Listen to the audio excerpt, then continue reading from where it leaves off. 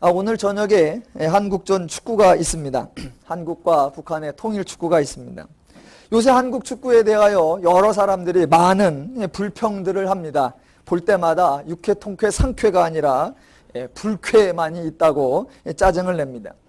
예전에 축구 감독이었던 히딩크가 너무나 운영을 잘해서 이 히딩크에 관한 히딩크의 경영, 히딩크의 철학, 히딩크의 인재 발굴 등등의 책들이 많이 소개되었습니다.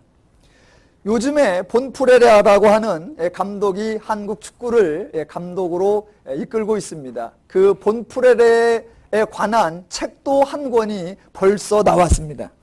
그런데 그 제목이 너무나 재밌습니다. 책 제목이 뭐냐면 한 달만 하면 본프레레처럼 변명할 수 있다. 이게 제목입니다. 본프레레의 별명이 주로 세 가지랍니다. 첫째는 선수들의 정신력 탓이다라고요. 또 하나, 두 번째 변명은 내 작전은 좋았는데 선수들이 작전대로 하지 않았다라는 거예요. 그래서 말도 안 된다, 빨리 경질해야 된다 그러는데 마지막 변명 때문에 아직껏 감독직이 유지되고 있답니다. 그 마지막 변명은 나는 모든 초점을 독일 월드컵에 맞추고 있고 지금은 진행 중이요, 연습 중이요, 시험 중이다 라고 한다는 겁니다. 즉 전체 입장에서 보자는 것입니다. 독일 월드컵 거기에 목적을 두고 지금은 맞추어가는 과정이니까 중간에 한두 경기를 보고 판단하지 말고 전체적 안목으로 보고 기다려달라라는 이야기입니다. 성경을 볼 때 가장 중요한 것이 바로 그와 같은 전체적인 안목입니다.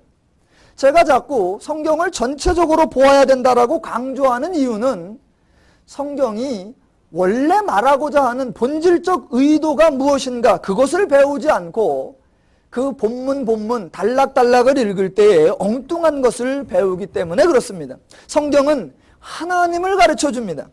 하나님을 아는 것이 인간의 행복을 아는 것이고 하나님의 원리를 깨닫는 것이 행복의 원리를 깨닫는 거라고 성경은 말합니다. 그런데 사람들은 하나님을 배우지 않고 행복해지는 방법만을 배웁니다. 성경은 전체가 하나의 구도를 가진 하나의 이야기입니다. 숲을 보고 그 숲의 관점에서 나무를 보는 것을 잊으시면 안 됩니다. 그러니까 지금 사무엘 하를 보고 있는데 8장의 주제가 뭐냐, 9장의 주제가 뭐냐, 10장의 주제가 뭐냐 따로 볼 것이 아니라 8장은 전체에서 어떤 의도로 흘러가고 있는가라는 것을 놓치면 안 된다는 겁니다. 저희가 지난 2주간에 걸쳐 6장에서 다윗이 여호와의 궤를 옮겨오는 사건을 보았고 7장에서 여호와의 성전을 지으려고 하는 그런 의향을 비춘 것을 보았습니다. 오늘 8장인데 공교롭게도 오늘 8장의 주요 반복 단어가 뭐냐면 6절과 14절입니다. 6절에 보면 후반부에 다윗이 어디를 가든지 여호와께서 이기게 하시니라 라고 나오고 14절 후반부에도 다윗이 어디를 가든지 여호와께서 이기게 하시니라 라고 나옵니다. 짧은 관점에서 보면 6장, 7장, 8절만 보고 하나의 주제를 만들어냅니다. 보아라, 7장에서 다윗이 여호와를 위하여 성전 건축하려고 하는 그런 신실한 마음을 먹으니까 하나님께서 그 마음을 받으시고 다윗이 행하는 모든 일마다 축복을 해주셨다. 복받기 위해서는 여호와를 기쁘게 하고 하나님을 위하여 살아라 라는 결론이 나오면 안 된다는 겁니다. 그런 결론이 나오면 안 됩니다. 자, 우리가 하나님 일에 충성해 보십시오. 다윗이 한 것처럼 해보십시오. 그러면 우리도 다윗 같은 복을 받습니다. 성경은 그런 얘기가 아닙니다. 거기에 보너스 구절이 하나 더 있는데 11절입니다. 11절 사람들이 생각하기에 다윗 왕이 그것도 여호와께 드리되 저가 정복한 모든 나라에서 얻은 은금 그 은금을 여호와께 드렸더라. 사람들은 또 이렇게 말합니다. 하나님을 위해 충성하니까 하나님이 복을 주셨다. 그렇게 복을 받았을 때 언제나 잊지 말아야 할 것 하나가 있는데 그게 뭐다? 하나님께 대한 감사다. 봐라, 다윗은 충성해서 복받고 받은 복을 감사했다. 이게 옳은 거다. 성경은 지금 그런 얘기를 하려고 하는 것이 아닙니다. 성경은 인간들에게 어떤 방법을 제시해 주는 책이 아닙니다. 성공하는 사람의 몇몇 가지 법칙, 잘 되는 사람의 어떤 법칙, 성경은 그런 걸 말하지 않습니다.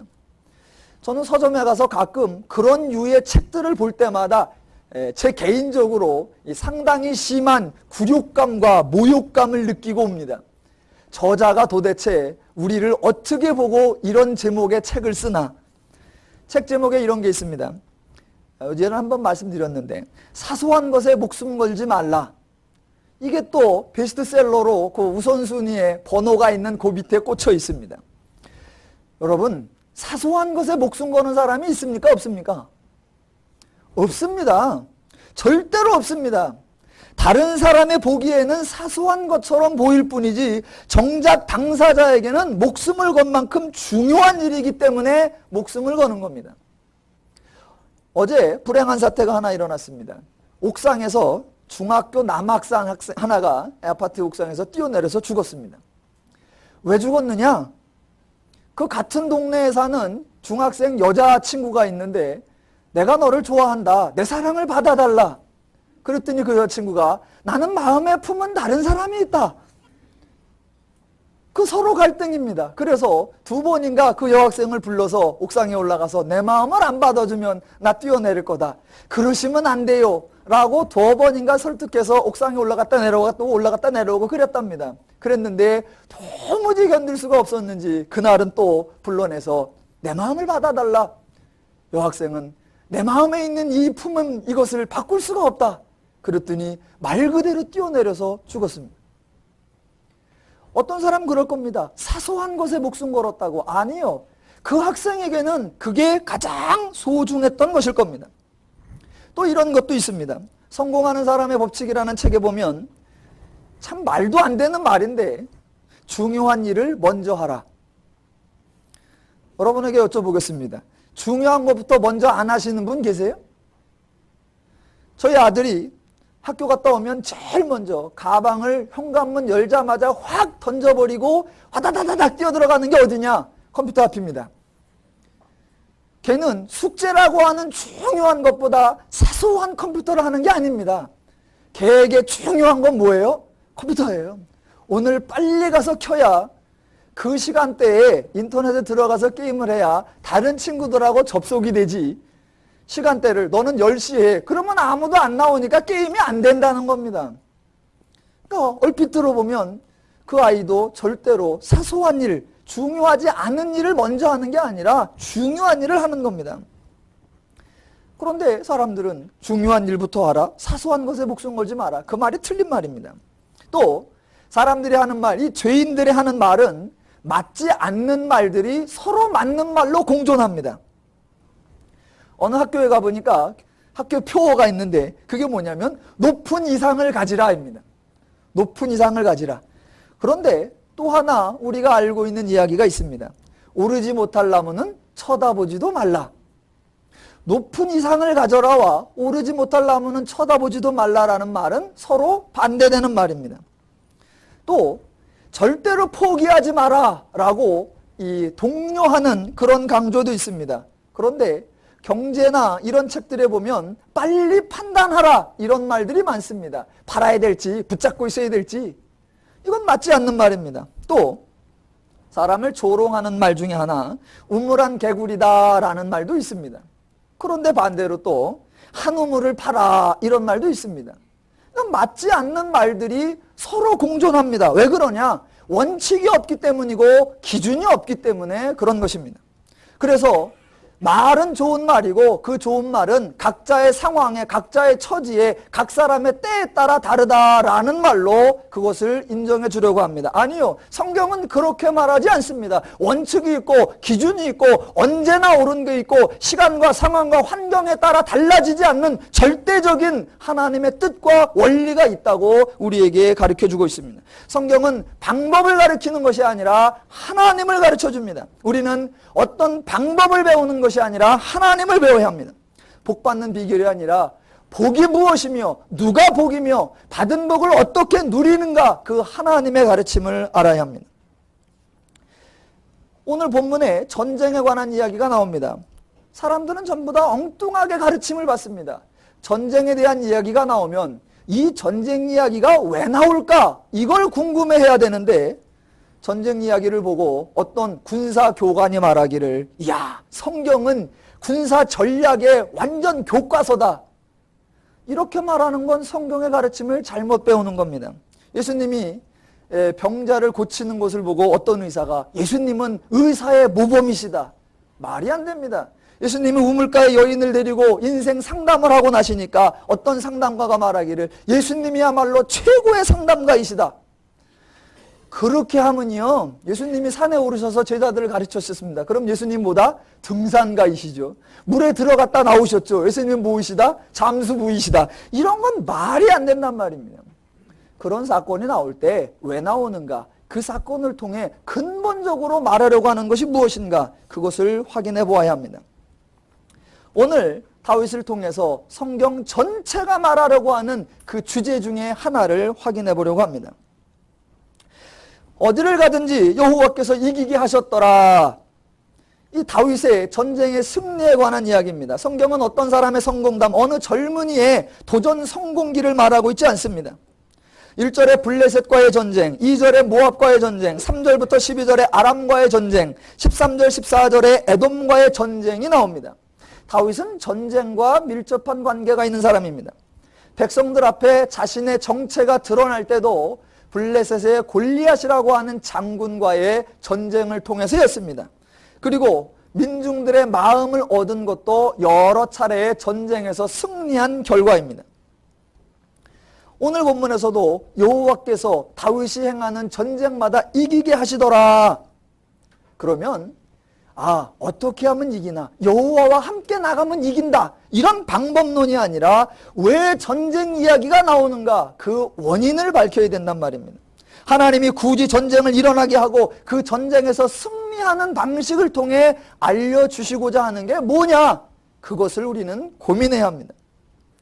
하나님은 호전적인 분이 아니십니다. 또 하나님이 전쟁광도 아니십니다. 그런데 왜 전쟁이 많이 나오냐? 어떤 안티 기독교가 말하기를 기독교가 악의 축이다 그러더라고요. 기독교에서 하나님이 아브라함만 안 부르셨어도 중동 전쟁은 없어지고, 하나님이 예수님만 안 보내셨어도 종교 간의 갈등이나 집안의 신앙 싸움은 없었을 텐데, 여튼간 하나님의 악의 축이다. 그런 게 아니지요. 여러분에게 한 가지 좀 부탁을 드리겠습니다. 제발 교회 다니실 때, 신앙생활 하실 때 고민을 좀 하시기 바랍니다. 성경은 고민해야 하는 책입니다. 기독교는 고민하는 종교입니다. 생각하는 종교입니다. 그래서 그 생각의 결과 이전의 생각과 성경이 가르치는 생각으로 내 마음이 바뀌어야 합니다. 교회를 다니실 때 두 가지 부류가 있는데, 저는 그 중에 여러분이 하나는 교회에 다니는데 마음은 편한데 몸이 불편한 그런 경우가 있습니다. 또 반대로 몸은 편한데 마음이 불편한 그런 경우도 있습니다.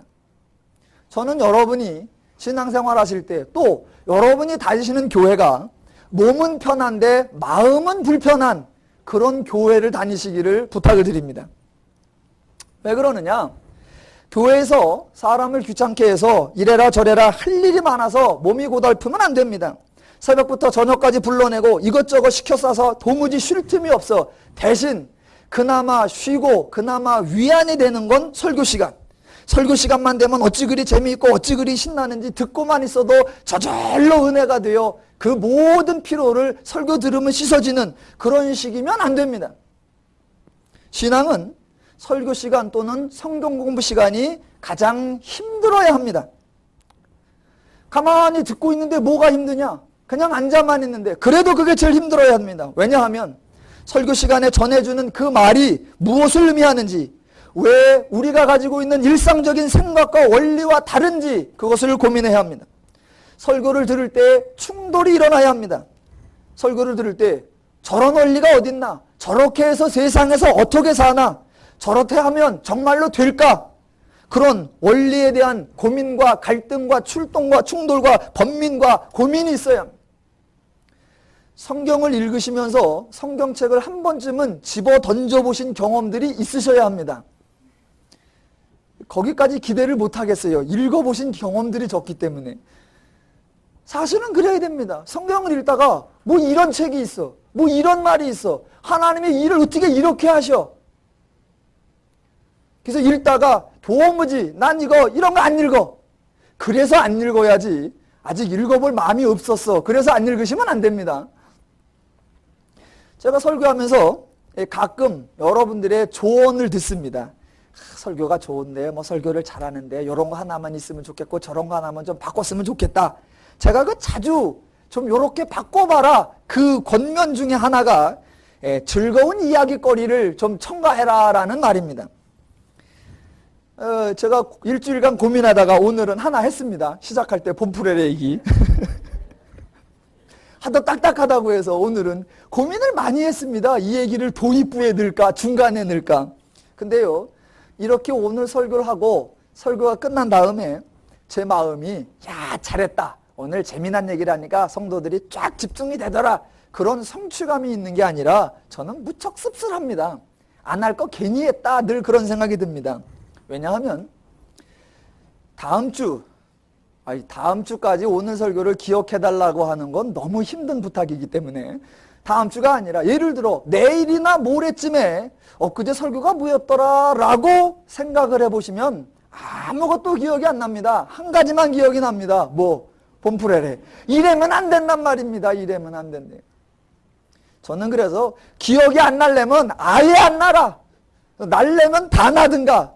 엉뚱한 봄풀에래만 나면 안 된다. 그래서 유머를 잘 안 쓰려고 합니다. 근데 또 너무 안 쓰니까 또 너무 조르셔서 제가 어찌해야 할지 저에게 좀 위로와 격려를 해주시기 바랍니다. 자, 성경은 고민해야 합니다. 아, 전쟁이 나왔구나. 아, 여호와가 이기게 하셨구나. 이기는 방법, 여호와와 함께 나가라. 끝. 이런 얘기가 아닙니다. 왜 전쟁 이야기가 많이 나올까? 왜 하필이면 전쟁일까? 지금 다윗이 오늘 1절부터 18절까지에 나가서 싸우는 적들마다 그 장소마다 다 하나님이 원래 아브라함과 약속했던 그 약속의 땅과 관련이 있습니다. 하나님께서 처음에 이스라엘을 만드시기 위하여 아브라함을 부르시고 민족을 주겠다, 복을 주시겠다, 땅을 주시겠다라고 할 때 그 원래 약속했던 그 땅을 다 회복하기 위하여 그 하나님의 약속이 이루어질 때까지 하나님이 하시는 겁니다. 물론 여호수아를 통해서 가나안을 정복하게 했습니다. 그래서 가나안을 일부 정복했습니다. 다 정복한 것이 아니라 자기들이 살 만큼만 정복하고 나머지 땅은, 나머지 부족들은 그대로 두고 우리가 물 깃는 자로 나무 깃는 자로 쓰자라고 영리한 지혜를 발휘했었습니다. 그 결과 그 모든 것이 화근이 되어 사사시대에 보는 여러 어려움들을 겪습니다. 그때 이스라엘은 이렇게 생각한 겁니다. 아, 우리가 원래 하나님이 약속하셨던, 하나님이 명하셨던 그대로 다 몰아내지 않았기 때문에 이런 결과가 왔구나. 이렇게 생각한 게 아니라 하나님이 우리를 도우지 않으시고 하나님이 우리와 함께하지 않고 있기 때문에 우리가 이런 어려움이 온다. 이제 하나님이 우리를 안 도우면 우리는 어떻게 할까? 우리도 자구책을 구하자. 그리고 나온 게 왕이었단 말입니다. 그래서 하나님은 그 백성들을 깨우치기 위한 겁니다. 하나님이 도우시지 않아서가 아니라 너희들이 순종치 않았고 너희들이 하나님의 뜻대로 행하지 아니하였기 때문이다. 너희들은 불순종할지라도 나는 기어코 내 약속을 이루어내며 내 뜻을 너희들에게 성취시켜야 만다. 그 과정 중에 지금 전쟁 등을 통하여 원래 약속의 땅들을 다 회복하는, 그래서 다윗 시대에 모든 땅이 정복되는 그런 과정입니다. 지금 이스라엘 백성들이 인정하고 이스라엘 백성들이 추앙했던 사울은 죽고 결국 실패하고 자기들이 거부하고 하찮게 여겼던 그 다윗이라는 사람을 통해 하나님의 약속이 완성된다는 것을 보여줌으로 그 백성들에게 하나님의 신실하심, 하나님의 그들을 위하심, 하나님의 인간을 도우심, 그 하나님을 알게 하시는 것입니다. 자, 그렇게 하나님이 전쟁이나 기타 일들을 통하여 인간들에게 하나님을 알게 하셨다. 그러면 인간이 하나님을 깨닫고 하나님을 알고 난 뒤에 그 하나님을 아는 인간이 무엇을 행해야 되는가? 하나님은 도대체 인간들에게 무엇을 기대하고자 하나님을 알리고자 하셨던가? 그게 바로 오늘의 결론입니다. 오늘 8장에서 하나님이 다윗에게 하나님을 가르친 결과 그 다윗에게 기대하시는 그런 행동이 나옵니다. 약속을 성취하셔서 다윗에게 하나님을 잘 가르치시고, 그래서 다윗뿐 아니라 다윗과 이스라엘 오늘날 모든 성도들에게도 하나님이 기대하시는 행동이 나오는데, 그 행동이 뭐냐? 그 행동이 오늘 15절에 나오는 한 구절입니다. 다윗이 온 이스라엘을 다스려 모든 백성에게 공과 의를 행할세라고 하는 것입니다. 하나님이 인간에게 기대하시고 요구하시는 것 한 가지입니다. 행복입니다. 그 행복은 어떻게 해서 우리 삶 속에 누려질 수 있는가? 공과 의를 행하는 것으로다라는 결론입니다. 자, 하나님이 이스라엘에게 왕을 세우실 때 백성들에게는 부탁한 것이 없습니다. 왕에게 부탁한 것이 있습니다. 앞으로 왕이 되는 사람은 절대로 하지 말아야 하는 것 3가지가 있다. 말을 많이 두지 말고, 아내를 많이 두지 말고, 은금을 많이 두지 말라라고 하나님이 부탁했습니다. 왜 그런 것을 많이 두지 말라고 하실까요? 아내를 많이 두고, 말을 많이 두고, 은금을 많이 두는 것, 그것을 금지하신 이유는 신명기 17장에 가보면 그런 것들이 있으면 백성들 위에 교만하여진다라고 말합니다. 그러니까 교만하지 말도록 그런 것을 많이 두지 말라고 하신 겁니다. 그러면 왜 교만한 게 문제가 되느냐? 그 은금과 아내와 말이 많아져서 교만해지면 그때부터 왕은 공과 의를 행하지 않기 때문입니다. 그리고 공과 의를 행하지 않으면 인간의 삶에 모든 문제가 다 발생합니다. 공과 의를 행하지 않으면 억울한 자가 발생합니다. 공과 의를 행하지 않으면 눌린 자가 발생합니다. 공과 의를 행하지 않으면 환난당하는 자가 발생하고, 공과 의를 행하지 않으면 두려워하는 자가 발생하고, 눈치 보는 자가 발생하고, 줄 서는 자가 발생하고, 야망 있는 자가 발생하고, 거짓을 행하는 자가 발생하고, 그 결과 인간의 행복은 다 파산되고 인간의 삶은 싸움의 격전장으로 바뀌어버리고 맙니다. 하나님은 은금을 거부하시는 거나 아내를 부정타하시는 거거나 말을 없이 여기시는 것이 아닙니다. 그것들이 많아짐으로 인간이 교만해지고, 교만함으로 결국은 공과 의가 행해지지 않고 그 결과 불행해지기 때문에 그 근본을 막으시는 겁니다. 하나님의 의도를 잘 이해하셔야 됩니다. 오늘 11절에 다윗이 전쟁에서 얻은 금, 은 여러 가지들을 여호와께 드렸다라고 말했습니다. 이야, 전쟁에서 이겨서 그 많은 금은을 감사로 여호와께 다 드렸으니 하나님을 향한 그 충성과 감사가 얼마나 큰가, 다윗의 믿음과 헌신이 얼마나 강한가, 그렇게 생각하시면 안 됩니다. 성경은 하나님은 왕에게 은금을 많이 바쳐라, 내가 얻은 것 중에 상당한 것을 나에게 바쳐라 라고 요구하신 적이 없습니다. 바칠래 말고 아예 은과 금을 많이 두지 말라라고 말하시는 겁니다.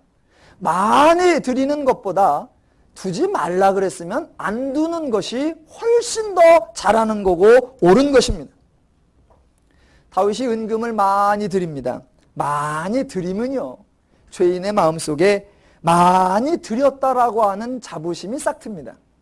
내가 많이 드렸다라고 하면 안 드린 사람보다 뿌듯함이 옵니다. 또 내가 하나님께 많이 드렸더니 하나님이 이 나라에 평화를 주셨다라는 보상심리가 나오면 백성들에게 이 모든 평화가 내 덕인 줄 알아라 라고 하는 교만이 싹 틉니다. 또 나는 하나님께서 베풀어 주신 것보다 풍성하게 하나님께 드렸다라고 하면 하나님 앞에 당당함이 나옵니다. 이 모든 것들이 공과 의를 행할 수 없게 만드는 죄의 요소들입니다. 사람 중에 누가 가장 무서운 줄 아십니까? 제가 생각하기로는 은혜를 베푸는 자가 가장 무섭습니다. 은혜를 베푸는 자가 가장 온유해야 하고 은혜를 베푸는 자가 가장 자비로워야 합니다. 그런데 죄인은 은혜를 베푸는 자가 가장 무섭습니다. 또 하나 무서운 사람이 있는데 바로 누구냐? 은혜를 갚은 자입니다. 은혜를 받았을 때 그 은혜를 받기 위한 처절함이 있었기 때문에 그 은혜를 갚아놓고 나면 이제는 갚았다라고 하는 그 자부심과 그동안에 당했던 모든 수모를 다 회복해야 되는 그 반동이 일어나기 때문에 무섭습니다. 은혜를 주는 자와 은혜를 갚은 자가 얼마나 무서운데요. 성경은 은금을 많이 바쳐라, 나에게 크게 감사하라, 그런 걸 요구하지 않습니다. 아예 은금을 많이 두지 말라, 아내를 많이 두지 말라, 말을 많이 두지 말라, 이렇게 말하는 겁니다. 그 말을 다른 말로 표현하면 이렇게 되는 겁니다. 아내를 많이 두지 말고 은금을 많이 두지 말고 말을 많이 두지 말라. 다른 말로 인간들 위해 교만하지 말라. 다른 말로 서로 간에 공과 의를 행하라 라는 말로 다 연결이 되는 것입니다. 하나님이 하나님을 가르쳐서 하나님을 아는 자가 행하는 그 기대가 뭐냐면 공과 의를 행하는 것, 그거 하나입니다. 똑같은 말이 예언서에 가면 미가서 6장에 이런 구절이 나옵니다. 여러분이 잘 아시는 구절입니다. 사람아, 주께서 선한 것이 무엇임을 내게 보이셨나니 여호와께서 내게 구하시는 것이 오직 공의를 행하며 인자를 사랑하며 겸손히 내 하나님과 함께 행하는 것이 아니냐. 그동안 저에게 질문하셨던 분들에게 답을 드립니다. 목사님, 저는 하나님의 뜻이 무엇인지 정말 궁금해요. 하나님이 저에게 기대하시고 원하시는 것이 뭔지 정말 알고 싶어요. 대답해 드리겠습니다. 공의를 행하며 인자를 사랑하며, 이겁니다. 하나님이 하나님을 아는 자들에게 기대하시고 요구하는 것이 공의를 행하며 자비와 인자를 베푸는 것입니다. 공의와 인자, 이 자비는 함께 가야 합니다. 공의하고 자비가 함께 가야 됩니다. 공의만 가면 큰일 나고 자비만 가도 큰일 납니다.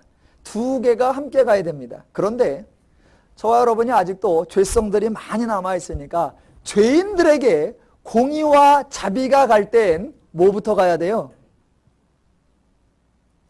성경의 순서가 그냥 있겠냐? 앞에 나온 건 중요해서 앞에 나왔을 거다, 이렇게 생각하시면 안 됩니다. 죄인을 대할 때에 공의와 자비 중에 뭐가 먼저 가야 된다?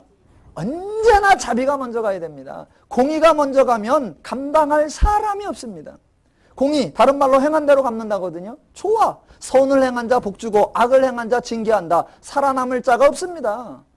성경은 언제나 자비가 먼저 갑니다. 은혜를 주고 복을 주고 선을 베풀어 주고 기회를 주고 그런 자비를 베푼 후에 그 다음에 공의가 따라가는 겁니다. 자, 하나님이 사람에게 기대하시는 것, 인자를 사랑하고 공의를 베풀고, 오늘 본문성으로는 공과 의를 행하는 것. 예, 예수님이 오셔서 우리에게 보여주신 삶의 모델도 딱 그겁니다. 예수님이 우리에게 보여주신 것, 뭐 무리를 걷는 것, 오병이어를 행하는 것, 귀신 쫓는 것 아니요. 가장 본질은 뭐냐? 예수님이 오셔서 사람을 대하실 때에 공과 의로 행하시고 공의로 행하시고 자비로 행하시더라라는 것, 바로 그것입니다. 하나님이 인간들에게 가르치셨던 것, 예언서 시대에 앞으로 이루실 하나님의 나라에 대한 예언에 관한 것, 정작 이루어진 예수님이 오셔서 보여주신 것, 그 모든 것이 공과 의를 행하는 것, 자비와 긍휼을 베푸는 것, 바로 그것입니다. 성경은 참 인간을 높여줍니다. 정작 다윗이 공과 의를 많이 행했을까? 성경엔 15절 한 절로 끝입니다. 다윗이 온 이스라엘을 다스려 모든 백성에게 공과 의를 행할세. 지금 16절까지 연결되어 있는 것처럼 되어 있는데 그냥 거기서 마침표 행했다. 그리고 이제 16절부터 수레의 아들 또 이렇게 시작합니다. 과연 다윗이 공과 의를 얼마나 행했길래 이렇게 행했다고 칭찬할까? 사실은 그렇지 않습니다. 다윗은 공과 의를 별로 행한 게 없습니다. 그런데 하나라도 행하면 성경은 이렇게 행했다고 막 높여주는 겁니다. 왜? 워낙 공과 의를 행하는 것이 없으니까. 이제 저희는 다음 주에 그 무비보셋을 대할 때, 또 암몬의 나라를 대할 때, 또 자기의 신하의 아내를 대할 때 얼마나 안공과 안의로 행하는가를 확인해 볼 수 있습니다. 자, 하나만 더 하겠습니다. 공과 의를 행하는 것이 왜 중요하냐? 하나님이 결국 성도에게 하나님을 알려주셔서 요구하고 기대하는 게 그런 거냐? 예, 그런 겁니다. 왜냐하면 모든 시대마다 사람들이 주장하는 그 이슈가 있습니다. 대표적으로 이런 겁니다. 정의로운 사회 구현, 모두가 함께하는 공동체 사회 구현, 차별 없는 세상 만들기, 이런 것들이 정권이 바뀔 때마다, 어느 단체가 세워질 때마다 언제나 주장되는 요구입니다. 정의로운 사회, 공동체 사회, 차별 없는 세상. 그런데 이런 주장들의 공통점이 두 가지가 있습니다. 하나는 그런 것은 언제나 주장될 뿐이지 실행되지 않는다는 겁니다. 그 이슈가 완성이 되면 아무도 그걸 또다시 이슈화 삼지 않을 겁니다. 그런데 여전히 그게 주장되는 것은 아직 이루어지지 않고 있다는 겁니다. 두 번째, 더 재미난 거는 그런 주장이 일어날 때 그런 것을 주장하는 사람은 대부분 그것을 이루어낼 수 없는 사람이라는 겁니다. 정작 그런 사회를 만들어낼 수 있는 사람들은 그런 주장을 절대로 안 한다는 겁니다. 자, 보겠습니다. 정의로운 사회. 여러분, 권력을 가진 자가 정의로운 사회가 되어야 된다고 주장을 한다, 안 한다? 안 합니다. 물론 언론 매체에서 언제나 합니다. 권력자가 정의사회 구현을 주장하면 그건 100% 술수입니다. 그건 그냥 100% 사기예요. 권력자는 절대로 정의를 요구하지 않습니다. 정의는 누가 요구하느냐? 언제나 눌린 자가 요구하게 돼 있는 겁니다. 정당하게 대접해달라, 억울하고 환난당하고 핍박당한 자가 잘해달라는 소리는 안 한다, 제대로나 해달라 라는 것을 요구하게 돼 있습니다. 누르고 있는 사람은 정의를 요구하지 않습니다. 눌리고 있는 사람이 정의를 요구합니다. 그러니까 정의사회가 구현이 되려고 하면 누르고 있는 사람이 정의를 구현해야 합니다. 그런데 그런 사람은 절대 정의를 하지 않습니다. 그래서 정의사회 구현은 안 됩니다. 공동체요? 절대 안 됩니다. 왜 안 되느냐? 공동체를 주장하는 사람 중에 부자가 있다, 없다? 절대 없습니다. 부자는 공동체 주장 절대 안 합니다. 자기 있는 거 다 내놔야 되는데 미쳤다고 공동체를 주장해요? 공동체 주장하는 사람은 언제나 자기 건 어차피 내놓을 게 하나도 없는 사람입니다. 그래서 공동체 주장하겠다고 몇이 나오면 그 사람들이 딱 만들어서 제일 첫 번째 만드는 서류가 뭔지 아세요? 후원 요청서. 언제나 그래요. 그런데 모두가 살기 좋은 공동체가 되려고 하면 있는 자가 내놓아야, 그래야 없는 자가 그 덕을 보거든요. 있는 자가 미쳤다고 내놓습니까? 절대 안 내놓죠. 그래서 공동체는 안 돼요. 정의사회 안 됩니다. 차별 없는 세상 안 됩니다. 왜? 가진 자, 있는 자, 높은 자가 그 문제를 풀어야 되는데 미쳤다고 그걸 풀어요? 죄인은 그렇지 않습니다. 교회로 와볼까요?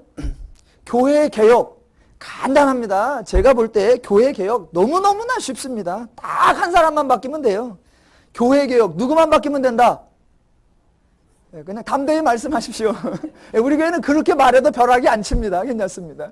교회 개혁 누구만 바뀌면 된다? 목사입니다. 목사 하나만 바뀌면 교회 개혁 다 됩니다. 목사만 욕심 안 부리면 성도들 편안하고요. 목사만 인간차별 안 하면 성도들 교회 오는 게 즐겁고요. 목사만 공과 의를 행하면 성도들은 행복한 신앙생활합니다. 교회 개혁 대상이 목사거든요. 그런데 언제나 설교를 누가 한다? 교회 개혁 대상이 앞에 나가서 개혁하자고 말하니 개혁이 될 리가 없습니다. 개혁 대상이 앞에서 개혁합시다 그러니까 내가 개혁되겠습니다 그럽니까? 성도들이 바뀌어야 된다, 뭐가 바뀌어야 된다, 개혁이 될 리가 없지요. 예. 저는 성경이 너무너무나 정확하다는 겁니다. 볼 때마다 깜짝깜짝 놀랍니다. 하나님은 백성들 위에 왕을 세우실 때 백성들에게 한 가지도 부탁한 게 없습니다. 백성들아, 정신 똑바로 차려라. 눈을 똑바로 떠라. 왕이 교만해져 갖고 니들을 종 삼을 거니까 니들이 왕이 말이야 너희들의 아들 데려갈 때 왜 데려가는지 딸 데려갈 때 왜 데려가는지 재산 뺏어갈 때 왜 뺏어가는지 따져보고 엄밀하게 해라. 그런 얘기 한마디도 안 합니다. 왕이면 이미 힘으로 그런 걸 다 해버렸기 때문입니다. 종은 어찌할 수가 없습니다. 누가 정신 차려야 되냐? 왕이요. 왕 절대로 부당하게 뺏어오면 안 돼. 왕 절대로 부당하게 눌러서는 안 돼. 왕 절대로 높아져서는 안 돼. 왕 절대로 굴림해서는 안 돼. 왕 절대로 네가 높다고 생각하면 안 돼. 왕이 정신을 차려야 된다고 성경은 왕에 대한 이야기만 나옵니다. 그런데 가장 실패하는 게 언제나 왕입니다. 왕이 정체성을 혼동해버립니다. 정의로운 사회 안 됩니다. 복지국가 안 됩니다. 공동체 안 됩니다. 차별 없는 세상 안 됩니다. 앞으로 정권이 나올 때마다 세상이 바뀔 때마다 그 이슈는 언제나 똑같을 것입니다. 앞으로 2050년 신문 보십시오. 2002년도하고 똑같을 거니까. 성경이 오늘 다윗에게 또 모든 성도들에게 하나님을 아는 자로서의 실천할 수 있는 덕목이 뭐냐? 공과 의, 공평과 인자라고 말하는 겁니다. 세상은 그것을 주장만 할 뿐 실행되지 않습니다. 그러나 그것이 유일하게 가능하고 오직 한 곳, 공의로운 사회, 정의로운 사회, 복지국가, 그 다음에 차별 없는 세상, 그 다음에 공동체, 이 모든 것이 실제로 구현되고 실제로 이루어지고 실제로 누려지는 그 한 곳이 있는데 거기가 어디다? 교회라고 하는 겁니다. 오직 교회만이 그곳이 가능한 겁니다. 왜? 성도가 공과 의, 공평과 인자를 행하기 때문입니다. 원천적으로 가봅니다. 기독교는 그런 것들을 소망으로 가지고 있으면 안 됩니다. 교회가 우리도 차별 없는 세상이 되었으면 좋겠어요. 교회가 우리도 그런 정의로운 사회가 되었으면 좋겠어요. 교회는 그러는 데가 아닙니다. 교회는 이미 그것을 이룬 자들이요. 교회는 이미 그것을 완성한 자들이요. 교회는 이미 그것을 실행하고 있는 장소여야 합니다. 왜? 세상이 안 되는 이유는 가진 자, 있는 자, 높은 자가 그렇게 행하지 않기 때문인데 교회는 그것이 이미 가능한 이유는 하나님이 그렇게 행하시기 때문입니다. 하나님이 인간을 창조하신 분입니다. 그런데 하나님이 인간 위에 군림하지 않습니다. 하나님이 인간을 구원하신 분입니다. 그런데 하나님이 인간을 지배하지 않습니다. 하나님이 인간을 책임지시는 분입니다. 그런데 하나님이 인간을 누르지 않습니다. 하나님이 인간을 다스리시는 분입니다. 그런데 하나님이 인간을 차별하지 않습니다. 그래서 하나님이 먼저 행하시고 하나님이 옳게 행하시고 하나님이 선하게 행하시고 하나님이 그렇게 행하시고 계시기 때문에 교회는 이미 그것이 이루어진 것입니다. 하나님이 인간들이 요구하니까 그때사 너희들에게 필요하니 그렇게 응답하신 것이 아닙니다.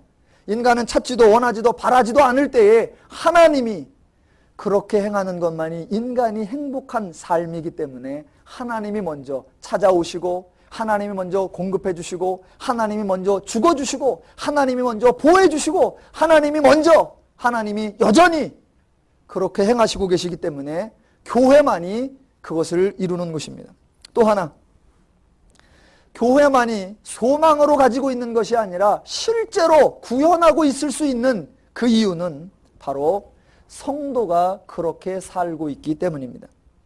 성도만이 선을 행할 수 있고 성도만이 공과 의를 행할 수 있고 성도만이 공평과 자비를 행할 수 있습니다. 어떻게 해요? 어떻게 성도가 왜 죄인들은 안 되고 왜 성도는 될까? 왜 세상 사람은 안 되고 왜 성도만 될까? 예, 오직 성도만 가능합니다. 왜냐하면 성도만이 완성된 자요, 성도만이 성취된 자요, 성도만이 모든 것을 소유한 자요, 성도만이 누리고 있는 자이기 때문입니다. 아멘 좀 해주세요.